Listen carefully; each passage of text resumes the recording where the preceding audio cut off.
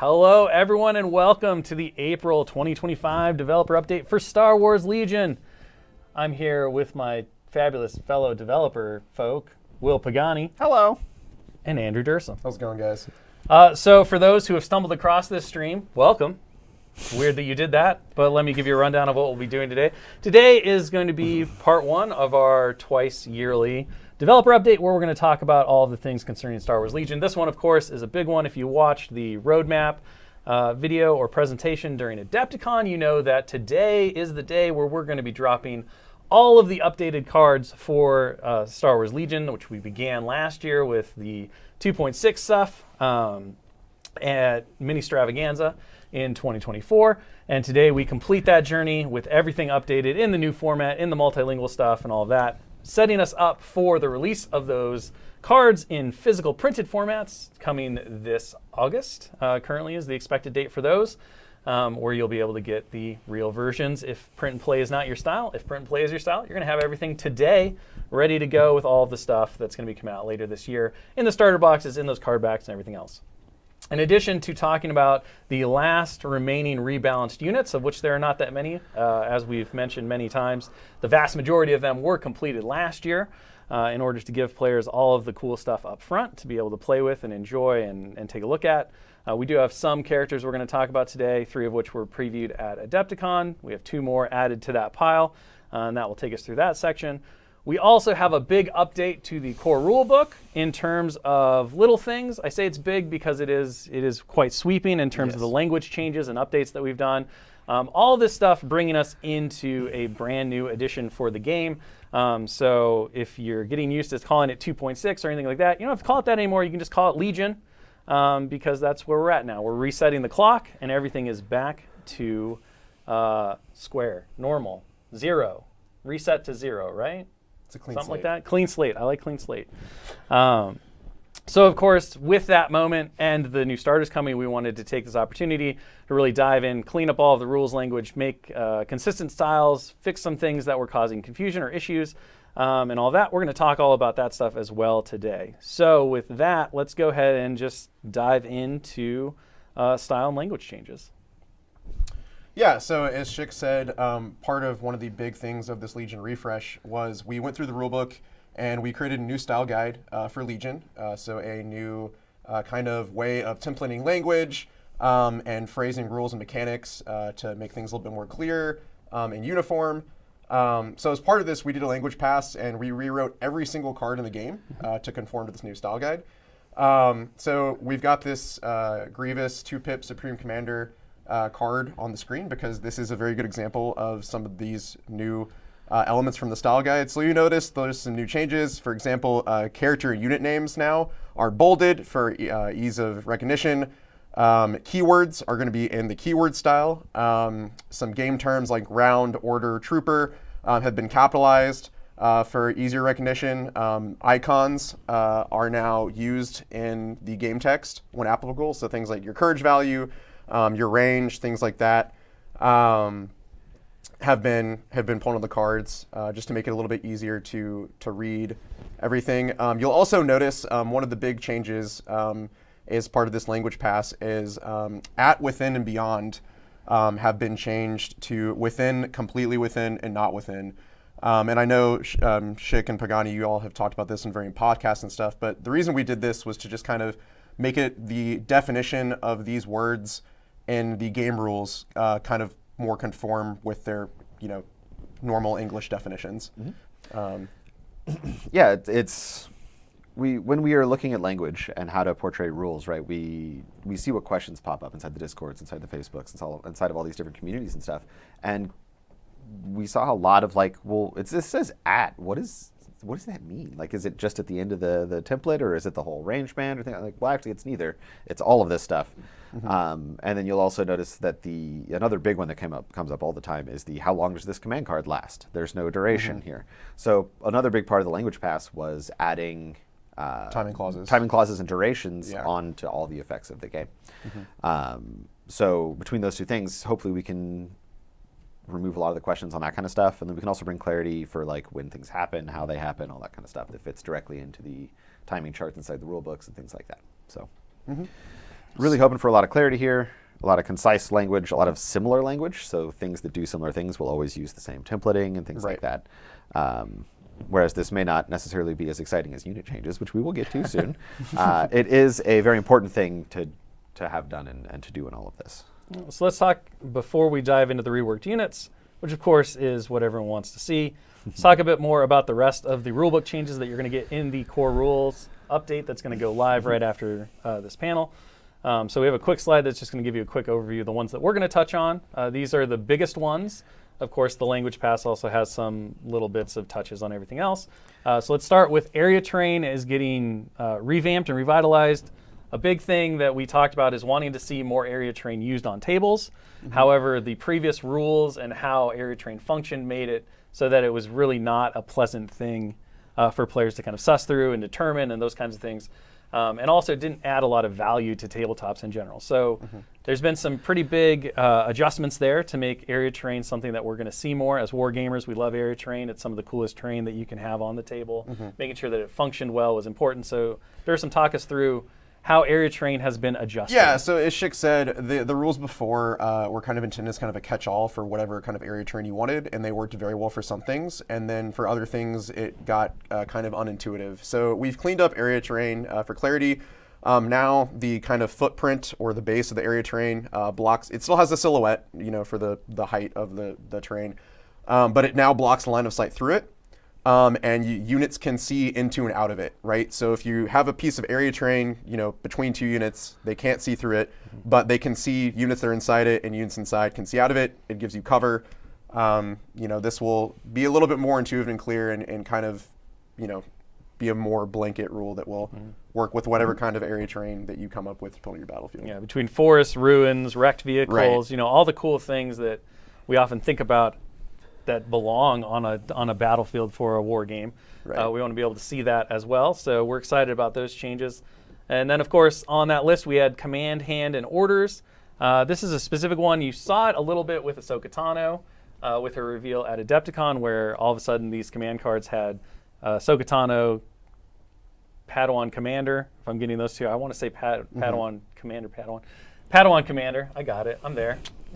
I'm only on three cups of coffee. I need three more at least to be able to function. Goodness. And then how that differentiates her from the Rebels version of Ahsoka. This is going to become a thing that is now clarified in the rules. And there is an adjustment to 2 command cards currently that exist. I'll let you talk about that and kind of what the goal is. Pagani, if you want to talk a little bit about that for what's going on. Yeah, so we've just kind of expanded the command hand and the issuing orders rules a little bit to kind of make way for, okay, so what happens if you want to have a command card that is for, more than one unique character? So you're going to see this in the update now that Kalani and Kraken is the name of the unit, right? So now their command cards say Kalani or Kraken on them. So we just kind of expanded the rules to, allow for that opportunity, or situations, in the future we could have like a, 2 characters kind of having like a team up card. So it would be like this character and this character, which would require both. So we just kind of tweaked the rules to kind of open that design space. One of the other things that is Schick said we want to talk about with the command cards is going forward, when especially, when we have things like Luke and Han on the horizon, we're going to be seeing a lot more of new versions of existing characters. And one of the things that we're going to do with these new versions of characters is their new command cards won't necessarily always be for all the previous versions. So you're going to see with Luke and Han, for example, some of their command cards are kind of siloed to that iteration of the character. And applying that retroactively, you're going to see that 2 of Operative Luke's command cards, You Serve Your Master Well and I Am a Jedi, are now restricted to that version of Luke. So you won't be able to take those with Commander Luke. And this opens up the design space for us, because when we make like a new Luke or a new Han or Vader or whoever, right, it means that we don't have to necessarily worry about how this new command card interacts with an old version of the character, and it lets us have more freedom with that new design. Absolutely. And as you just said, to touch a little bit more on sort of the why here is, well, quite frankly, I Am a Jedi was really, really good on Tauntaun Luke. So we, instead of having to completely bend his design around that and all those different things, because he's obviously much faster because he's on the Tauntaun, we decided to just limit that to the Luke that is a Jedi. Yeah, and this goes back, we've talked a lot over and over again so many times with the new Legion, the rebalance and everything they're working for, is to see more characters on the table, right? To open up possibilities for players who want to take more of their favorites in their armies. And one of the key things of doing that is obviously mitigating the command card hand. If you feel like you have to take all 6 command cards for a specific character to make them work, that becomes a problem because it means that you can't take the command cards that you need for your other characters. So being able to put power into the characters and not necessarily have to, as Pagani mentioned, bend design around the fact that a powerful command card exists that previously any version of that character could take, allows us to really dive into the lore of Star Wars, to be able to see multiple iterations of these characters, and to do some very cool things when it comes to future design that we're excited to show you. Let's go ahead and jump to movement. This is a pretty easy one. Yeah, this is just a very easy quality of life change that I'm sure some people weren't even aware of. But we've altered movement to make sure when you move your unit, you can now move other miniatures in the unit out of the way to move your unit leader. So before, actually, the other grunts in the unit blocked the placement of the unit leader. So now that's just kind of a very small quality of life thing to let you have a little bit more freedom movement to go where your unit leader should be able to go. And then there was also language updates for standard moves and all that kind of stuff to solidify everything and clarify. The big ones are reverse and strafe are just now standard moves. I know there's been a lot of confusion in the past of like, well, how does this work with notch bases in particular? Like which parts of the movement do you ignore? Those have been simplified to just being standard moves. And then a quick update for line of sight. Arms and legs no longer count for silhouettes of vehicles, and there's a couple other things to go along with that, just to kind of like rein in things. Sorry, Aqua Droids, your arms and legs no longer block line of sight. The other big one for line of sight is miniatures no longer block line of sight to other miniatures in the same unit. So like if you have speeder bikes or Aqua Droids or something, you can't, one of them does not block line of sight to the other one behind it. This is another big technical one that probably a lot of people didn't even realize, where you could block line of sight so they could only see one of the speeders and they could only destroy one of the speeders. They couldn't destroy all of them, for example. So once again, just a very technical change that will have not a large impact on the majority of things.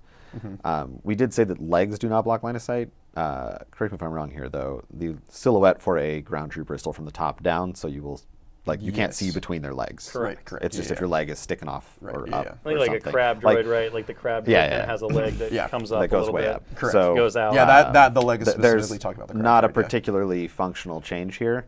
I just don't want people to freak out. Because like, oh my God, you can see through the ATST legs. No. Not quite. And you can't model your ATST leg doing something wild. I don't know. I apologize. I apologize. Don't get too crazy. He's doing the splits, right? You get your ATST to do the splits, and then it blocks a lot of stuff. And then we have some updates to keywords. We can walk through those pretty quick. Yeah, it's just some kind of quality of life things. Cache now works even if the miniature with it is defeated. Kind of another small one is self-destruct is no longer an attack. Now it's just a dice roll that gives out suppression and does wounds depending on what you roll. Tow cable, the air speeder, now can immobilize units potentially. Sure. Small has been the small keyword has been rewritten for clarity and about like who can get attacked and who can get removed. And then finally, this kind of dovetails into our reworked units. We've removed some keywords. So contingencies, flawed, and loadout are no longer part of the game. And a new keyword, one step ahead, has been added. Which we'll get into. Which we will get into. Now? In just a second. And now? it's probably important to also mention that the not necessarily a new unseen keyword, but one that folks have been asking quite a bit about since Adepticon, the Shen Mastery keyword has also been added to the book. That will be added, yes. That burning question will be answered once that document becomes available right after this. So let's do the reworked units. There are 5 big ones that we're going to cover. They're all characters, and they're all characters from Rebels and Empire. There are some minor reworks on various units, mostly concerning their weapon ranges. Yeah, there's and a couple other minor things. There's a couple of instances where if you're familiar with the last update, or Callus is a good example here. There's some units where if they had like a different melee weapon and a shorter range attack, it kind of just got condensed into one weapon. But yeah, like, But overall, those reworks are minor. We're not really going to go over them because they'd be very quick. Like, look at the card; it does this. right. We wanted to really focus on these last 5 big rebalances. We're going to talk about these. We're going to talk about their command card changes, and just dive into it. So let's go ahead and just start with Jin. Yeah, so with Jin, obviously she is now an operative instead of a commander. With Jin, we wanted to make a really cheap and short range kind of like harasser, disruptor type skirmishing character to kind of like fit in with her. She's just kind of going around causing mayhem like she does in the movie. So independent move plus disengage here is really like the highlights of her kit. It makes her very hard to pin down. It also triggers her Agile 1, so she can get a dodge token to spin with Nimble, which can make her pretty tanky, especially if she's got cover. So she's just kind of running around, causing mayhem everywhere. The infiltrate means that she gets to go where she wants in round 1 to cause maximum disruption. We've tweaked some of her command cards a bit. Yeah, Pagani can actually walk us through those if you want to. Oh. Since you've got them on your screen, that's why we all have computers. Fancy. Is that why? Yeah. All right. Well, I Rebel was updated too. I will just read Renamed and updated, in fact. Well, there you go. According to this document here in front of me. Brilliant. So unless her Dursum's one pip telling is now tales out I of school. Rebel. I Rebel? I don't know. Jin Urso gains charge during her next activation, and once this round, when an enemy unit within range 2 and line of sight of Jin Urso starts its activation before its rally step, Jin Urso may gain 1 suppression token. If she does, she may make a free move action and then may make a free attack action. So it kind of gives her her independent move, right? Because if she does stuff, then you can get that kind of thing. And it really gives her that, like, she's getting the jump on people. So I really like this card because it makes it very unpredictable when you're going to play it and how she's going to do in that turn and what she's going to do. Because the new sort of theme for Jin is just unpredictability, awkwardness, being like, how can I manipulate when my moves happen, when my activation happens, when all these things happen to disrupt my opponent as much as possible. And be a massive pain in the butt, right? Like Yeah, that card yeah. gives her basically a super standby that you can't get rid of. Yeah. So it's a very awkward for your opponent to play around, right? And then Rebellions Are Built on Hope is her new 3-pip card, which orders 3 trooper units. Once again, these are all in the document posting here in just a little bit. And is when this unit is issued, or when a unit is issued an order with this card, it may gain 1 suppression token. This round, while an allied trooper unit has a face-up order token, it gains Danger Sense 2, Indomitable, and cannot be suppressed or panicked. So that was a complete rework from her old card, Complete the Mission. And this one I like. You can give Danger Sense to units that are in trouble. You can help people out. You can get suppression mitigation with Indomitable. And, of course, can't be suppressed or panicked. So, like, there's just a lot going on with this card that sort of shows her inspirational values and stuff that we see in the movie. And it is a very much, like, go time card, I guess. So... Yeah, it makes you really right. You get the bonuses while you have the face-up card, so makes you very tanky at the beginning of the round before they go, and kind of leans into that kind of flavor with the Rebels of, okay, we just got to hold out a little bit longer, to do what we're going to do, complete the mission, and we might not make it out, but if we get the plans away, we succeeded, kind of right. And Jin is really an example of some kind of a design philosophy that we have for the commanders and operatives of. We really want to like explore this kind of like budget operative territory. Schick talked about like getting more characters on the battlefield, having characters be impactful on their unit cards and not necessarily just like a vehicle to get their command cards in your command hand. And I think Jin is a really good example of that, right? Like even if you don't play her command cards, you can still include her your army. She's pretty cheap for what she does and get a lot of value out of her. And I think really depending on how you want to play her is sort of which command cards you're going to pick, right? Because if you're really looking for suppression mitigation, maybe you're going for Rebellions Are Built on Hope. If you're really looking for that sort of super solo situation, maybe you only take I Rebel. Maybe you take both if you're looking for everything. But you have the options and the character can function without a whole bunch of command card plays is sort of the hope there. All right, let's jump into Lando, who I think probably got the biggest rework of all of these characters, he's got the despite new all of them keyword. getting fancy. Ooh, And he does have the new keyword, so go ahead and walk us through that. So Lando, we really wanted to lean in on kind of like this support aspects while still having some combat capabilities if he's needed. So he's got steady and he's got long shot on his blaster. He's got a pretty respectable ranged attack with a red and 3 black dice. But his keywords really give him this like support aspect. So he's got Guidance Core Trooper, which is very powerful to give a move or whatever that's needed to the core units around him. He's got allies of convenience. Lando's always doing deals. He's got the connections, in the underworld or in business, right? Maybe those are the same. Same. He's got this new one step ahead keyword, which is exciting. So new one step ahead during the command phase, it goes off of the card that you play. So if the card that you play and your opponent play, if the pips match, you get to choose an allied unit to make a speed 1 move. If the pips don't match, the unit that has one step ahead, so Lando in this case, gets to make a speed 1 move, right? So it kind of introduces this like mini game of like, all right, I know what I want to play, and I know I'm trying to figure out what my opponent's going to play, and based on that information, if I guess right, or wrong, because maybe you want the move on Lando, right? Or whoever, based on how you guess, and if you guess right, you get a free move out of it, and it just kind of represents Lando like always having an angle, always having a plan. I'm sure this keyword could appear on people in the future for similar type characters. Planners, if you will. Yeah. And then he got his command cards got a rework. Pagani, if you'd like to read some of those.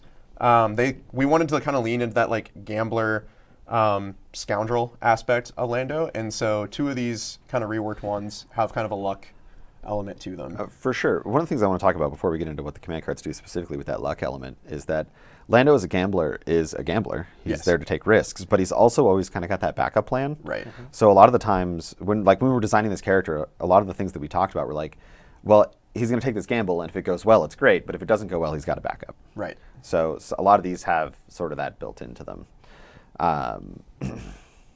So Carillion Spike, 1 pip. It essentially lets you, I'll just read it.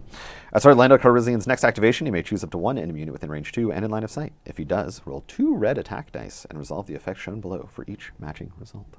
A blank, they gain 2 immobilized tokens.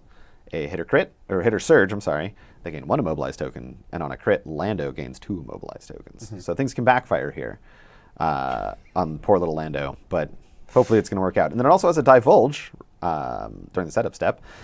Lando Calrissian gains Infiltrate and Incognito this game.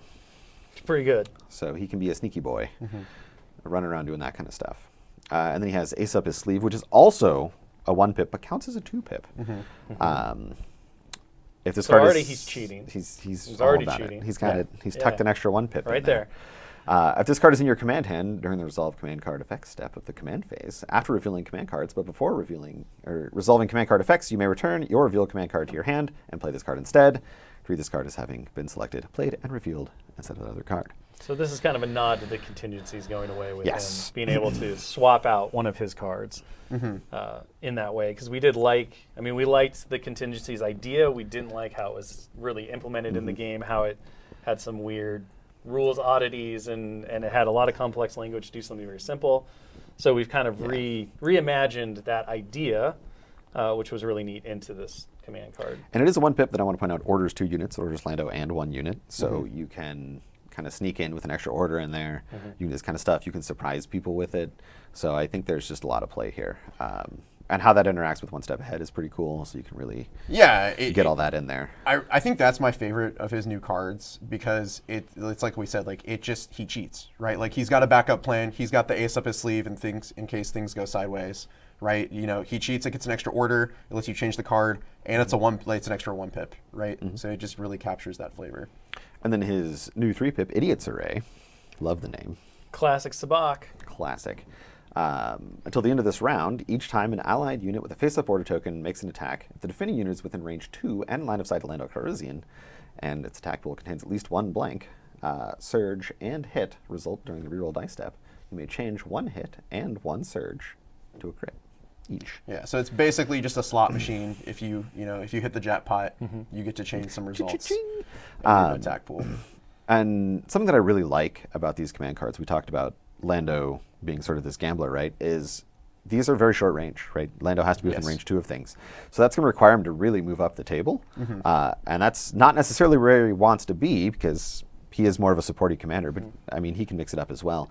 But it kind of plays with that, like Lando is aggressive. He's out there to win. He's out there to do these things. He's willing to put himself on the line, and he's willing to take the risk of that aggressive play. So I think it gives a really good flavor for the unit, and it's just really, really cool. All right, let's move on to Cassian Andor. Cassian also has moved from the commander slot to the operative slot, though he did pick up field commander. He did, yeah. So he and can be he your has- commander if he has to be. He has a couple of other changes, specifically his loadout is gone now, as reflected on his card itself. So go ahead and just talk about everything Yeah, here. so I think Cassian is the one that has kind of the fewest changes. Obviously, he's now an operative instead of commander, but he has field commander, so he can still kind of be one. He's still got the 280, so those upgrade cards will be in the print and play that gets posted. And he just has infiltrate on the card instead of it being tied to covert ops. And he doesn't have loadout. And just simplifying the weapons to be, he has to equip the A280. He's got like a backup blaster on the card. Were really the only changes to him. He stayed pretty much the same for the most part. And his command cards and also no stayed the changes same. to his command cards Yeah, because stayed the they same. were doing what we wanted. All right, we're going to jump to Iden next. Similar to Cassian, not a ton going on here, but some not insignificant changes as well. Yeah, very similar to Iden. We just kind of simplified how her weapons work with the absence of loadout. So now she just gets to pick between the DL-20A sniper rifle or the TL-50 repeater just on the card. She also gained Sharpshooter 1 as well, and she's got Infiltrate on the card, given that she doesn't have Covert Ops anymore. Her command cards also stayed the same. She can also take ID-10, right? ID-10 is not going away. Her command cards stayed the same, except for Tactical Strike had a very minor change of instead of ordering her and 3 trooper units, it's now her and 2 trooper units to bring the power level down on that card just a little bit. All right, and then another in contention with Lando for the biggest rework is Callus. Not only do we have all the changes on his card, he also got updates to 2 of his command cards as well. He did. So let's just walk through all that stuff. Yeah, so kind of similar to Jin, we wanted to reimagine him as kind of this Empire middle management character, which is kind of an archetype that you're going to see, spoiler, especially with the custom build your own commanders and operatives that are coming later this year for Empire. So he can kind of do it all, right? Like he has some light support elements, he's got direct core trooper unit, he's got some combat capabilities. So he really is kind of like a lead from the front type of character, right? He's going to be up there to do his own thing in combat, but also kind of support whatever units are around him. He's also got bounty and interrogate. Those are flavor things, as any good ISB agent would. He's going to get his man, right, that he's hunting for, and kind of like solidify that lead from the front role. Like we said earlier, his weapon's been simplified, so instead of like a flip card, it's just on his unit card with this kind of melee ranged combined range there. And his command cards got tweaked a little bit. His 1-pip Face Me, it is virtually the same, except now it provides Hold the Line, the Hold the Line keyword, which lets him surge to attack and defend while he is engaged. And his 3-pip Ruthless Tactics has been reworked a little bit. If Pagani, you'd like to read the text on that. Oh. It's a big block. Such a treat. This round, each time an allied unit with a face-up order token makes a ranged attack, after that attack is resolved, the defending unit gains 1 observation token. Additionally, until the end of the round, each time an allied unit declares an attack against an enemy unit that has 1 or more observation tokens, the attacking unit may spend 1 of those tokens. If it does, the attack pool gains suppressive. I love this card because it's just sort of like, we've got them pinned, pour it on, right? Exactly. And I think that's a great flavor thing here. I also really love Face Me. We kind of skipped past this because with the Immune Pierce melee, like this guy is very tanky in melee. And he can really go toe-to-toe with a lot of these Jedi and hold them up for several rounds if he needs to. So it gives Empire that sort of front line, I can answer a Jedi charging at me type situation where you don't necessarily have to have Vader to do something like that anymore. Right, and he may not defeat the Jedi, but he's going to hold them up for a while. Yeah, gonna buy some time. and he's significantly cheaper in points, right? Like he's, I think, what was it 70, 75 points? 70, I think? It was something like that, yeah. That guy's clocking into half the points of most of these Jedi. So if he can hold it for 2 or 3 rounds, like that's probably enough to win you the game by itself. So, or at least win you the engagement, not necessarily the game. So I think that is a very interesting place for Callus now that doesn't really exist, is that very cheap sort of hang out with me and let's talk. And you also get the interrogate in there as well, right? So like I love it. I love it so much. The flavor here is dripping. Whoa. Can I say that? Oozing? I don't know. Oozing might be better than dripping, but both are not great words. All right, so that wraps up the big remaining rebalances, of course, on the characters. Again, there are some minor changes and tweaks to some of the cards in the document, as well as all the language tweaks as well. So you're going to want to download all of the new print and play documents to have all the updated cards for everything that you're going to need to be able to play the game, which is pretty fantastic and a very exciting moment for us because, again, like we mentioned at Mini-Strav in July, there was going to be a process to get to this point. It's been a lot of work internally. We really have to take a moment and super thank everyone who doesn't get to be on camera who made this happen. The amazing graphic design by Ryan, who's been the mastermind behind everything with the new Legion look. Folks within graphic design who busted their butts to be able to get all these cards done within time. Our amazing producers who have worked through the entire globalization, localization process with everything. All the fantastic new art that Preston did, the new amazing sculpts. Like it's an entire team effort that has been many years in the making and a lot of work at the end. And so we're just really happy to be here. Very excited to finally be providing the entirety of the new edition into your hands right now for free as a print and play document as we roll into those new starters come fall. With that said, though, with every change and addition, with every new relaunch and update, there's some things that don't quite make it on the bus.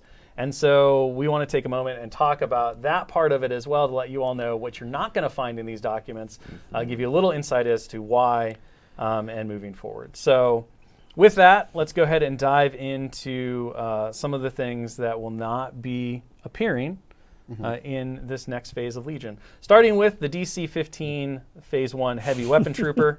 Yeah, I mean, this is one that we talked about previously, right? Like this heavy weapon option is going away because the new clone trooper marksman unit is coming, which is an entire unit of these clones. And so players, if they want to still use their DC-15 Phase 1 trooper minis, they can just use it as a clone trooper marksman. So it will be an official proxy or replacement for the clone trooper marksman, which are releasing later this year. So that provides obviously a great spot to be able to still utilize those miniatures that you've painted and have in your collections. The next one that has been removed is the JT-12 jetpacks from the ARC Troopers. Pagani, you want to walk us through a little bit about the whys here? Yeah. So they're already fast. yeah, they're already really quick, right? Like they're moving around. They don't really need this. They've got the keywords to do that kind of stuff. That doesn't mean that your miniatures with jetpacks you gotta throw them away or anything, right? Those are still perfectly fine to use. It's just an upgrade card that we deemed we didn't need anymore, and anywhere that we could trim things that were not particularly impactful or were too impactful, to be honest. But we'll get to those in a minute. We could cut. So this was one of the cards that didn't make it in.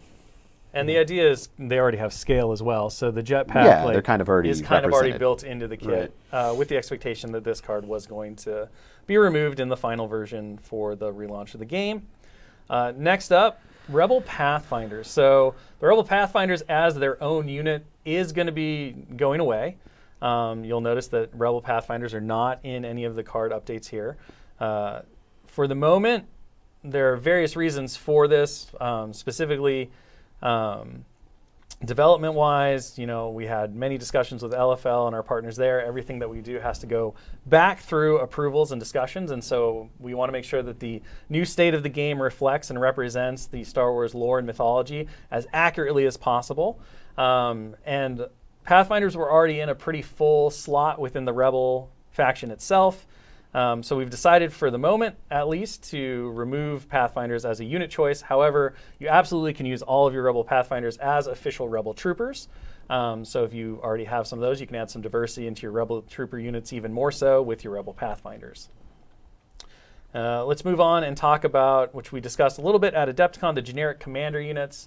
So obviously with the customizable commanders coming, there were some significant changes being made here in terms of their units. So Dursum, if you want to walk us through kind of what's happening and where these miniatures can so find this a is home. just kind of as we said earlier, the custom commanders and operatives that are coming later this year are going to take up some of these existing slots. So the generic Imperial Officer and Rebel Officer unit cards are going away.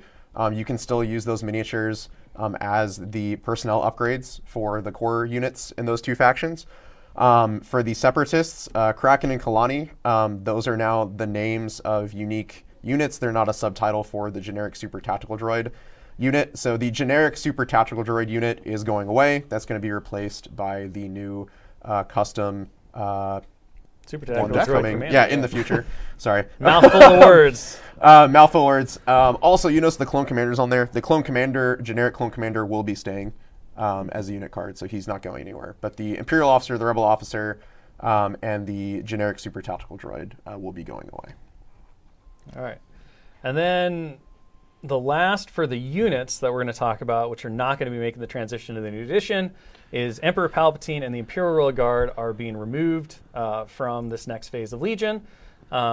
Again, there's a lot of discussions and reasons that go into this. Some of them are game development and just design space related. Some of them are related to the current state of everything going back through and discussions with our partners at LFL and all of that. But however, these two units will not be making the transition, and there is no official capacity or replacement system for them. So you can always enjoy them on your shelf and as part of your collection as a memory of the foundation of Legion. But for the moment, these units will not be appearing in any of the future releases or in the card packs in general, as we are not bringing them along for this next phase of the game. Okay, and with those, let's move on to the generic upgrades, which are also going to be not appearing in the new print and play documents. Yeah, there's a handful of upgrades that for various reasons are not going to be part of Legion anymore. So we're just going to talk about these for a second. The first of which, Aggressive Tactics.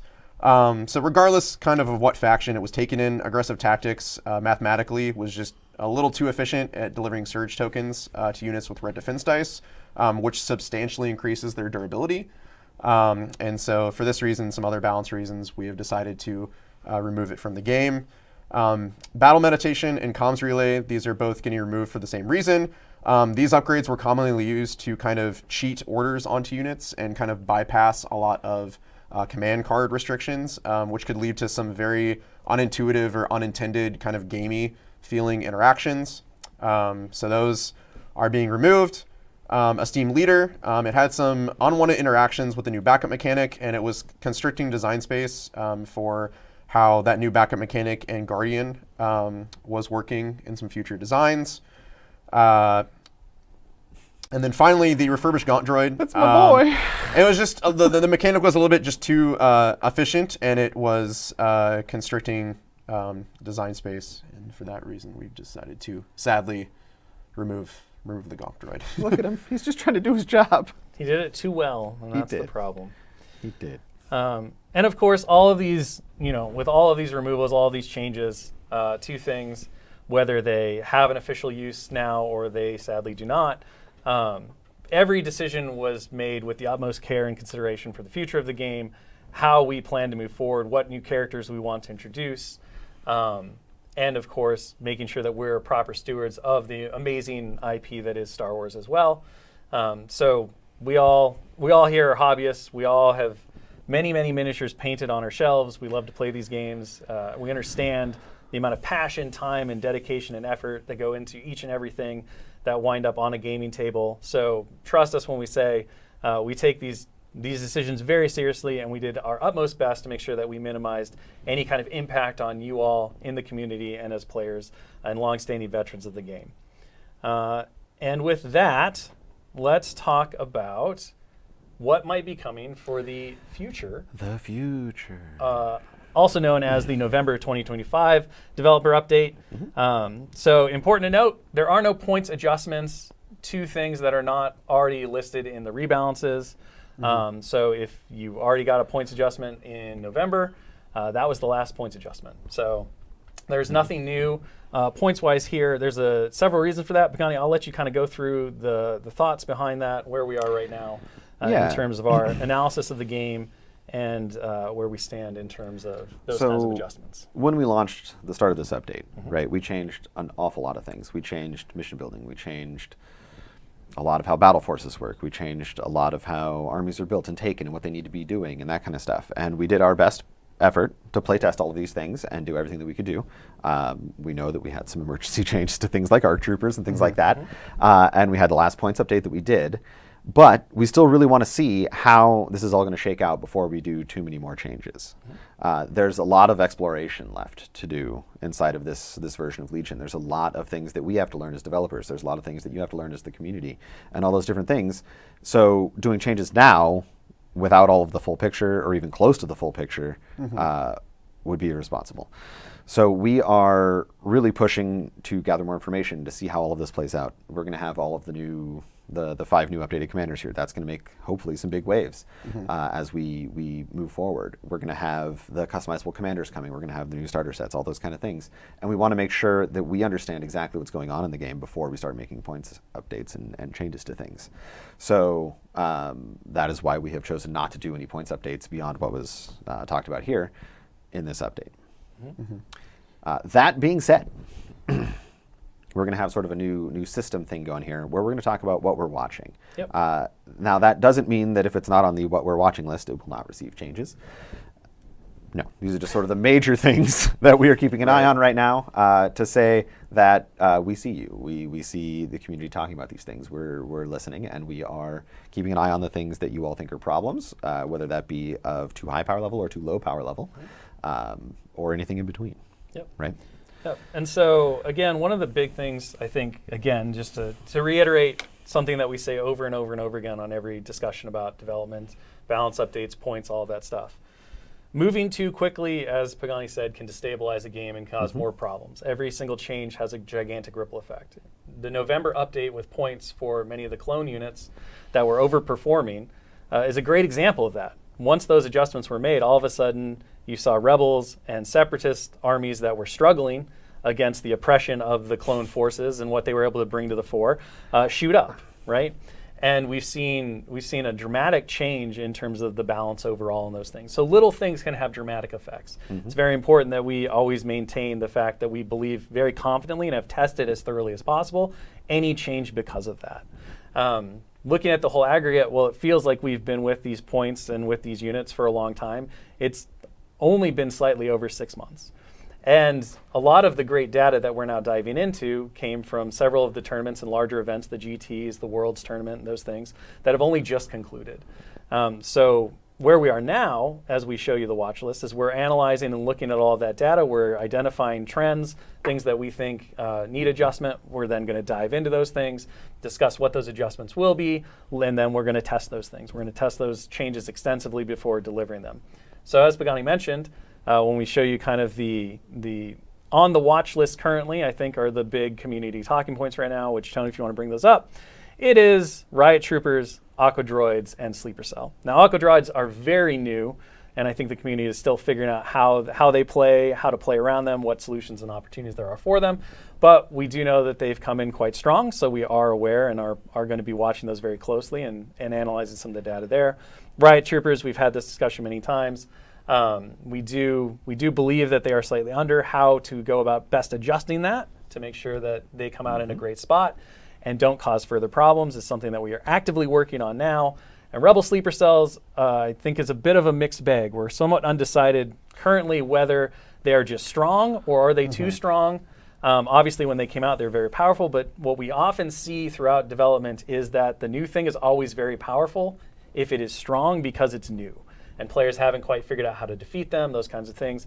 And we've seen their use throughout the tournament data and other things that we've looked at go down from where it started. They're still a mainstay of the current Rebel faction and many of the top-tier army builds. So we are watching them overall, but it's possible there will be no change. It's possible a minor change. It's possible it'll be a bigger change. We'll have more to discuss on that as we get to the November update. And then last but not least, and this one doesn't have a picture because we didn't really know how to picture it, we do have the entirety of the Empire faction on our watch list right now. We have been looking at the results, looking at the data even since the November update. We do feel that overall there is something missing within their overall kit and their ability to do stuff. And so we are doing some deep dive analysis on that. However, we're not able to do that in 2 weeks. So, and nor is it something that should be done in 2 weeks, right? Absolutely. No. Yeah. So with that said, for Empire players out there who are feeling like they're a little bit behind, or maybe they're a lot behind, depending on how your experiences has been, like Pagani said, we do see you. We are of the same mind. We are looking actively at that, and whether that is the upcoming releases, as Pagani points out, the customizable commanders, some of the new releases, whether it is a combination of two, or maybe it is just going in, doing some points adjustments, doing some additional adjustments. It's difficult to say right now what that will be, but rest assured that that is something that is actively on our watch list and currently in our live discussions as a development team and everything else. Anything else I missed on that? Anything you just want to throw on the watch list to be crazy? No? All right, fine. X-34 land speeders, I'm putting it on the list. Just because I can. It's live, you can't stop me. I think they're pretty wild, so let's party. All right, and with that, everything is going to go live here in about, I would say 5 minutes, maybe a little bit longer, depending on how fast our marketing folks push the button. But that brings us to the end. So the print and play documents of all the updated cards, the whole shebang, the rule book. We didn't mention this, but the recon rules as well for the updated skirmish, which take skirmish from Legion skirmish to Legion recon, which is 600 points now. Those are going to be available as well. So everything for the brand new spanking edition of Legion is right there, ready to go for you all online. And of course, the printed products, as we discussed, the new card packs that will update all of the cards with physical printed versions are going to be available in Q3. Those are expected to be around August, but things may change depending on the global situation with shipping, logistics, and all of that. So that is our expected release. So if you can't wait to get physical printed versions of these, that is going to be your time. Until then, you have all the print and play documents. You're ready to go. We can't wait to see what you do with all this. We're very excited to see how games continue to shake out. And then also, as we move forward, to start introducing more and more new and cool things to the solid foundation of the new Legion. And I believe with that, we are done. We will see you next time for the developer update in November, where some of the things on the watch list I'm sure will be watched by thoroughly. that point, very thoroughly. Yeah. Potentially addressed, or if not addressed at that time, we will give you an update on where we are internally in terms of our testing and our understanding of it.